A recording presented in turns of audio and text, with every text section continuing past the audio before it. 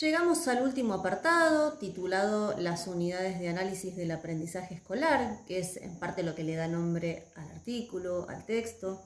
Y aquí los autores nos proponen una manera específica de mirar la enseñanza y el aprendizaje si queremos entenderla en su complejidad. Ellos conceptualizan, tomando los aportes de Engström, sobre la teoría de la actividad. Es decir, que la unidad de análisis del aprendizaje escolar debe ser el de la actividad. Pero antes de desarrollar esta idea, nos ofrecen aquellas otras formas con las que se suele mirar lo que ocurre en la escuela en función del aprendizaje. Enfoques que son más simplistas porque no abarcan al conjunto de elementos que caracterizan el dispositivo y que tiene que ver con los determinantes duros según la mirada de estos autores. Estas otras unidades de análisis pueden ser diádicas, es decir, son aquellas que contemplan solo la relación entre dos elementos. Por ejemplo, entre el alumno y el objeto de conocimiento, entre el alumno y el docente. Es decir, toman solo dos dimensiones. O también pueden ser triádicas, que son enfoques que incorporan una tercera dimensión y que cronológicamente, digamos, a medida que se fueron desarrollando las diferentes teorías del aprendizaje, se fue incorporando esta tercera dimensión y que en este sentido incorporan, por ejemplo, al sujeto del conocimiento, al docente y al objeto de conocimiento, o incorporan al contexto sociohistórico, por ejemplo, o la intersubjetividad en el aprendizaje. Y en este sentido sería interesante que puedan pensar las unidades de análisis en función del recorrido que hicimos por las diferentes teorías que fuimos viendo, tratando de ubicar ¿qué contemplaron esos autores? ¿Qué unidades de análisis contemplaron para producir esa teoría? ¿Qué elementos del aprendizaje están analizando? ¿Qué están poniendo en juego a la hora de desarrollar y de producir sus conocimientos sobre el aprendizaje escolar?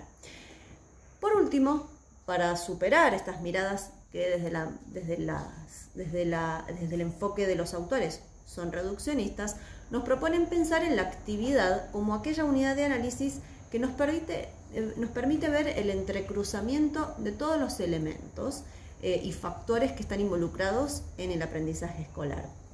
Y esto tiene que ver estrictamente con contemplar los determinantes duros.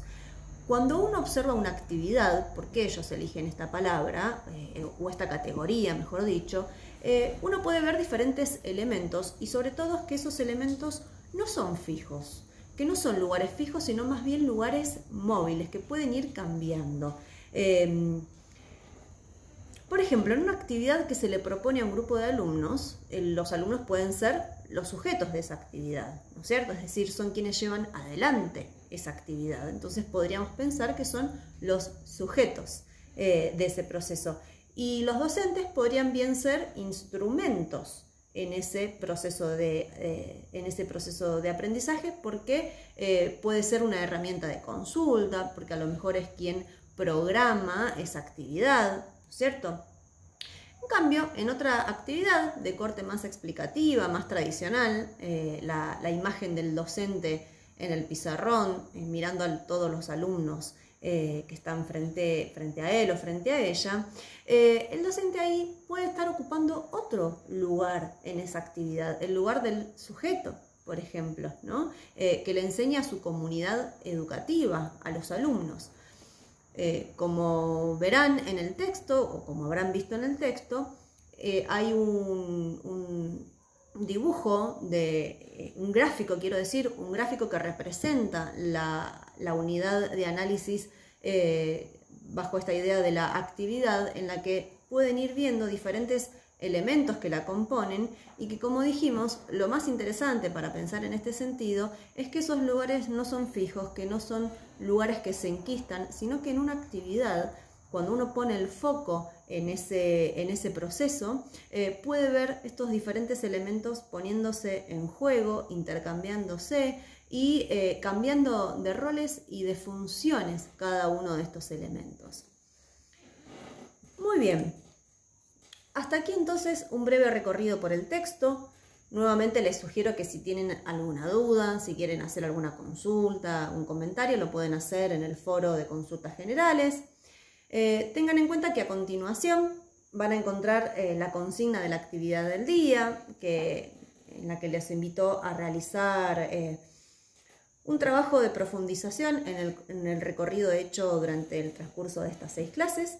Es un trabajo que les propone producir un breve escrito, analizando un artículo periodístico con la experiencia de una familia que se encontró con muchos obstáculos a la hora de encontrar justamente una escuela para que su hijo con autismo pueda estudiar, ¿sí? Muy bien, con esta clase entonces finalizamos esta unidad, teorías del aprendizaje, que espero que al igual que yo la hayan disfrutado y mucho, y que les pueda proveer de algunas referencias, de algunos elementos, parámetros o disparadores para poder reflexionar y enriquecer la práctica docente. Muchísimas gracias.